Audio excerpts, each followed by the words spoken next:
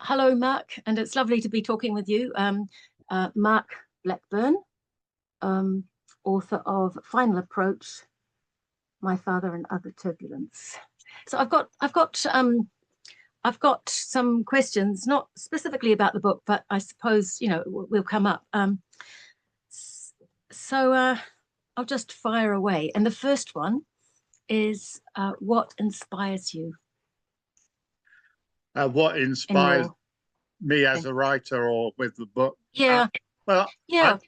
yeah, I've always been a writer in a sense because as early as I can remember, I was writing things down and recording them, and yeah, I wrote short stories at primary school, and I remember at my senior school I was top of English out of the whole class. So it always felt to me, story making up stories, writing them always felt like me, and what I was happy and what I wanted to do.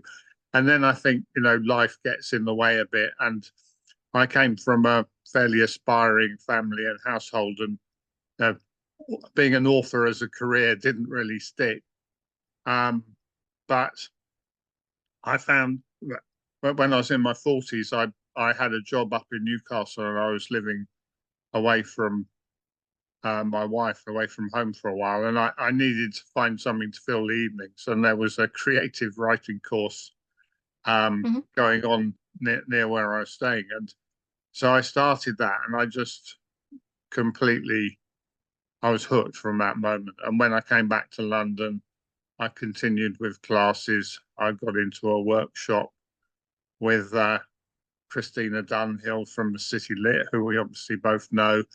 And, Yeah. fairly quickly, really, I started having little successes with short stories and other bits that were published or shortlisted for prizes. And then I really got the bug. And as I was happily in a position to work less and less, that time went over to writing more and more. Um, so now, eventually I don't have quite such an imposter syndrome about calling myself a writer, and I feel I'm doing what is natural for me to do and what I love doing. Mm.